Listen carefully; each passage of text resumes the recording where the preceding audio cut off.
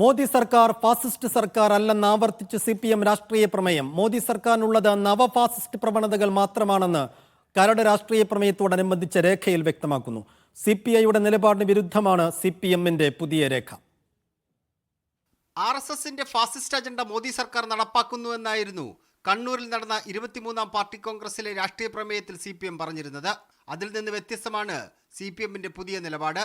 മോദി സർക്കാരിനെ ഫാസിസ്റ്റ് എന്ന് പറയാനാവില്ല, നവഫാസിസമാണ് ഇപ്പോഴുള്ളത്. മോദി ഭരണത്തിൽ രാഷ്ട്രീയ അധികാരം BJP RSS കരങ്ങളിൽ കേന്ദ്രീകരിക്കപ്പെട്ടു. നവഫാസിസ്റ്റ് സ്വഭാവം എന്നതിനർത്ഥം നവഫാസിസ്റ്റ് സർക്കാരായോ രാഷ്ട്രീയ സംവിധാനമായോ വികസിച്ചു എന്നല്ല എന്നും രേഖയിൽ പറയുന്നുണ്ട്. ഏപ്രിൽ മധുരയിൽ നടക്കുന്ന പാർട്ടി കോൺഗ്രസിൽ അവതരിപ്പിക്കാനുള്ള കരട് രാഷ്ട്രീയ പ്രമേയം CPM നേരത്തെ പ്രസിദ്ധീകരിച്ചിരുന്നു. ഇതിൽ വ്യക്തത വരുത്തിയാണ് CPM കേന്ദ്ര കമ്മിറ്റി പുതിയ രേഖ സംസ്ഥാന ഘടകങ്ങൾക്ക് അയച്ചത്. CPIയുടെയും CPI-MLന്റെയും നിലപാടിന് വിരുദ്ധമാണ് CPMന്റെ പുതിയ രേഖ. മീഡിയ 1 തിരുവനന്തപുരം. സൈഫ് സൈനുലാബ്ദീൻ വിശദാംശങ്ങൾ നൽകും. സൈഫ്, RSSന്റെ ഫാസിസ്റ്റ് അജണ്ട BJP സർക്കാർ നടപ്പാക്കുന്നുവെന്ന് നാളിതുവരെ എടുത്ത നിലപാടിൽ നിന്ന് CPM പിറകോട്ട് പോയത് എങ്ങനെയാണ്? അതിന് മാത്രം കാരണമായ എന്ത് മാറ്റങ്ങൾ ഉണ്ടായെന്നാണ് കരുതുന്നത്? ഇതിപ്പോൾ ഈ രേഖ CPIക്ക് ഉൾക്കൊള്ളാൻ പറ്റാത്ത ഒന്നായതുകൊണ്ട് തന്നെ LDFനകത്ത് ഈ രേഖ ഏതെങ്കിലും തരത്തിലുള്ളൊരു അസ്വാരസ്യത്തിന് വഴിവെക്കുമെന്ന് തോന്നലുണ്ടോ?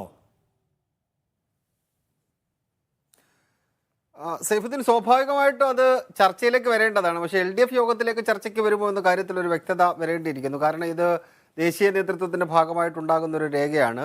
അത് ദേശീയ പാർട്ടികൾ തമ്മിലുള്ള തർക്കങ്ങളുടെ ഭാഗമായിട്ട് ചർച്ച ചെയ്യേണ്ടതും അത് പിന്നീട് അവർ അതിനകത്ത് തീരുമാനത്തിലേക്ക് എത്തിച്ചേരേണ്ടതും ആണ്.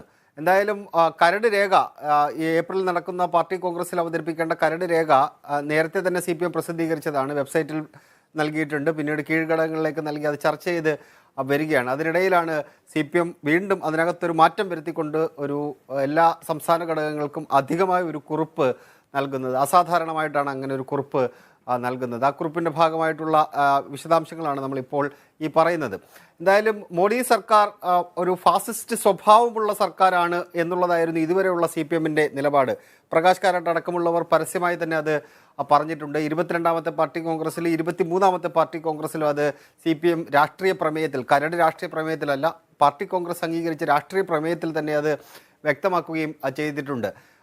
മുസോളിനിയുടെ, അതായത് ജർമ്മനിയിൽ ഹിറ്റ്ലറുടെയും പിന്നീട് ഇറ്റലിയിൽ മുസോളിനിയുടെയും കാലത്തുണ്ടായത് ക്ലാസിക്കൽ ഫാസിസമാണ്.